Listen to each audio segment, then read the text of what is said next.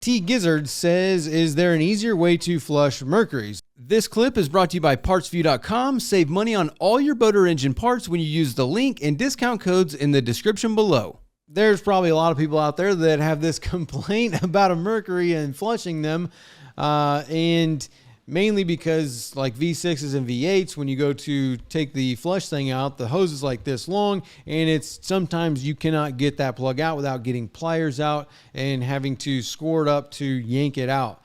So yeah, I would look into getting a Flushmaster system. We actually have a few things going on with Flushmasters that don't have the videos done yet, but there are some content coming out with them. It's an automatic flushing system that you can either have portable or you can put it on your dock. You basically put your water hose to the system, tell it how long you want it to be on for, and they have quick connects that you put on your engine. So all you have to do is put the quick connects on your engine and you click them on there, turn them quarter turn, hit the start button, and then it automatically flushes your engine. I think it's a really good thing because for people that don't really flush your engine, you really should, especially if you want to get a long time out of it. Like, you know, if you're not like us that are going through engines and boats all the time, then you want to get 20, 30 years out of your engine, out of your boats, with the least amount of problems possible. Then flushing it is something that you're going to want to do.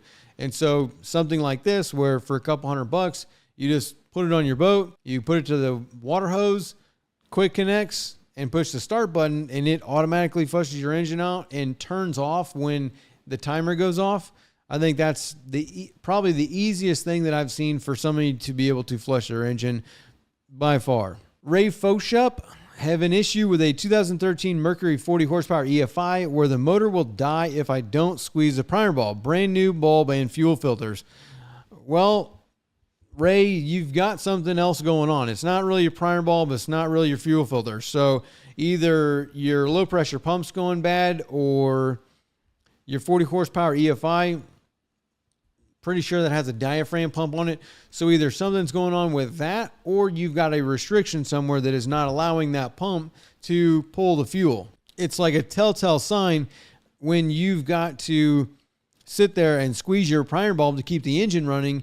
What you're doing is you're acting like the low pressure pump. You're feeding fuel to the engine to keep it running. And when you stop feeding it, it doesn't run anymore. You are taking the place of your low pressure fuel pump.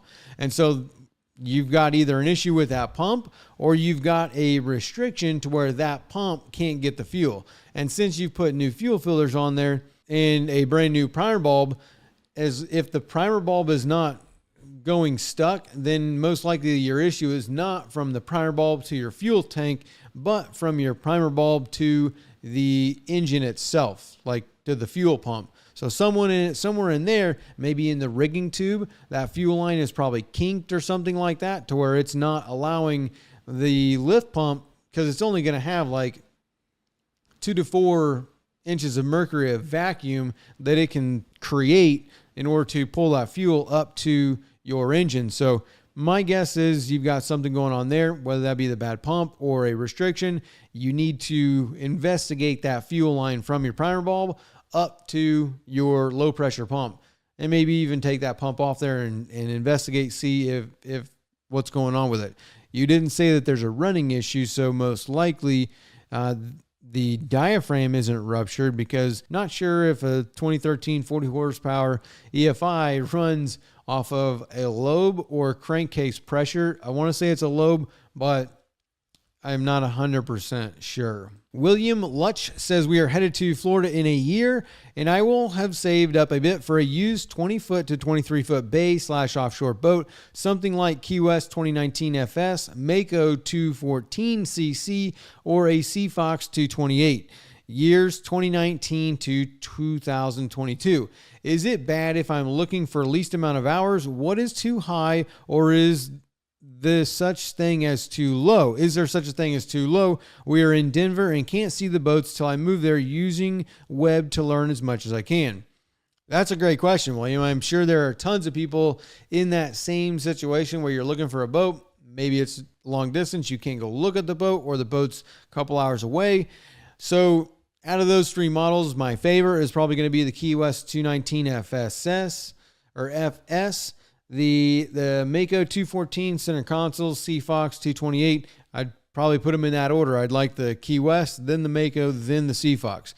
But as far as a 2019 to 2022, so the years that you have picked are, we're talking 5 years to 3 years old, or 2 years. Now we're getting almost to the end of 2024, but so 2 to 5 year old boats and engines, my guess is either one, they're going to have a lot of hours, or either two, they're not going to have a lot of hours. Being, I would say anything under 500 would be normal. So if someone is using your boat regularly in Florida, I would say 100 hours a year is pretty normal. So at 5 years, they would have probably 500 hours on the boat if they were using it regularly. There may be some people that are using it more than that, but my guess is that you're going to see most of these boats being a Key West, the Mako, the Seafox.